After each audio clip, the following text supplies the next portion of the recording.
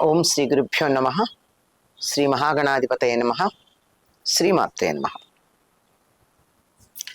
కాలాన్ని భగవత్ స్వరూపంగా ఆరాధించటం భారతీయుల సంప్రదాయం.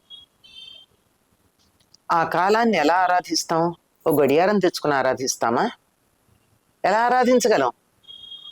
కాలం మనకి రోజుల రూపంలో, దినాల రూపంలో, సూర్యచంద్రుల రూపంలో కనపడుతూ ఉంటుంది. అంటే ఒక దినం గడవడానికి సూర్యుడు, అలాగే ఒక తిథి గడిచి ఒక ఋతువు మారడానికి చంద్రుడు, వీళ్ళు మనకు కారణంగా కనపడుతూ ఉంటారు. అలా ఎప్పుడెప్పుడు వాళ్ళు ఎలా మారుతూ ఉంటారో గమనించుకుని వాళ్ళని ఆరాధించుకోవడం అన్నది సంప్రదాయం.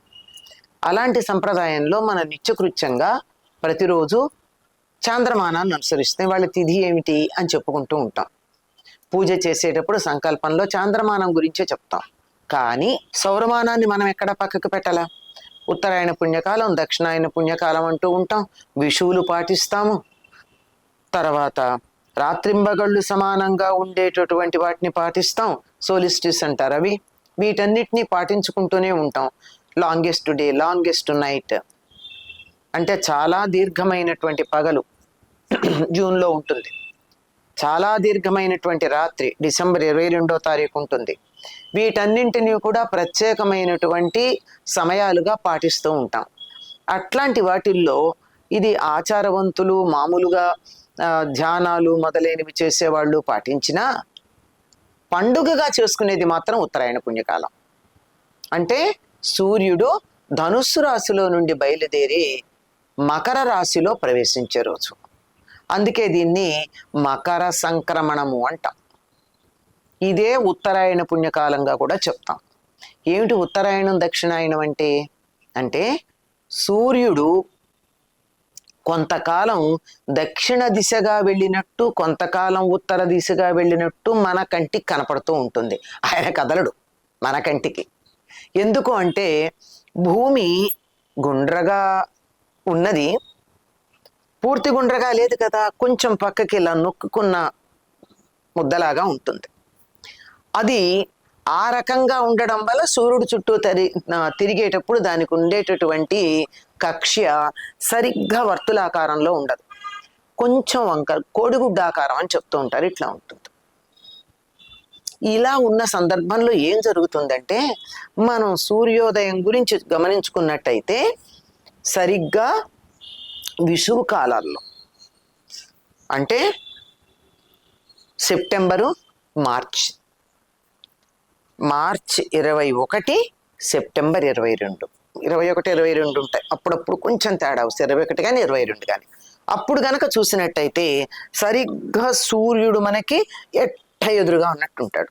అంటే అక్కడ భూమధ్య రేఖ దగ్గర ఉంటాడు. అక్కడి నుంచి ఇలా ఇలా ఇలా చూస్తూ ఉండి మనం ఎక్కడి నుంచి అన్నా గమనించినట్టయితే ఒక వారం రోజుల తర్వాత ఇక్కడి నుంచి చూస్తే సూర్యుడు సరిగ్గా మన ఇంట్లో మన కిటికీకి ఈ చువ దగ్గర ఉదయించాడు అనుకుంటాం.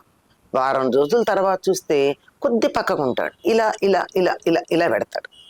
వెళ్ళి ఎలా పెడతాడు? దక్షిణం వైపుకి వెళ్ళి అక్కడి నుంచి బయలుదేరి ఇవాళ్ళ అంటే ఉత్తరాయణ పుణ్యకాలం నాడు ఇక్కడి నుంచి బయలుదేరి ఇలా బయలుదేరుతూ ఇలా వచ్చి ఇలా వచ్చి ఇలా వచ్చి ఇలా వచ్చి అంటే మనం గమనించాలి. ప్రతిరోజు ఒక చోటును గుర్తుపెట్టుకుని సూర్యోదయం ఎక్కడవుతోందని గమనిస్తే అర్థమవుతుంది. ఇక్కడికి వచ్చేస్తాడు ఎప్పటికీ? మార్చి 21కి. అలా వెళ్ళి వెళ్ళి వెళ్ళి వెళ్ళి జూన్లోకి వచ్చేటప్పటికల్లా ఈ పక్కకు వచ్చి ఈ ఉత్తరం దిక్కున పూర్తిగా ఉత్తర దిక్కుకు అయిపోతాడు.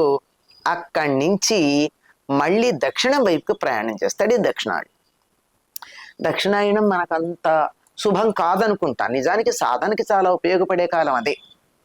ఈ ఉత్తరాయణం కాలంలోనే చాలా విలువ ఉంది కనుక కొంచెం చేసిన ఎక్కువ ఫలితం ఉంటుంది. దక్షిణాయనంలో చాలా ఎక్కువ చెయ్యాలి.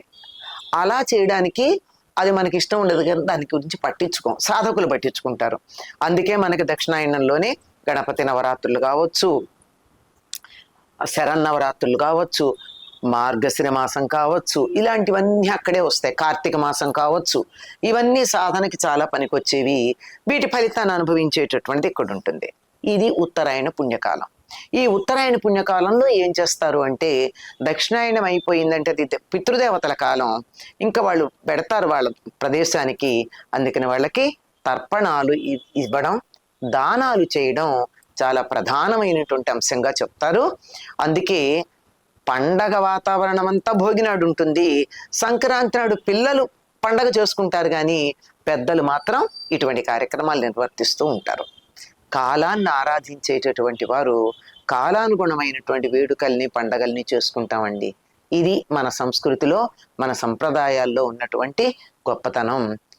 స్వస్తి.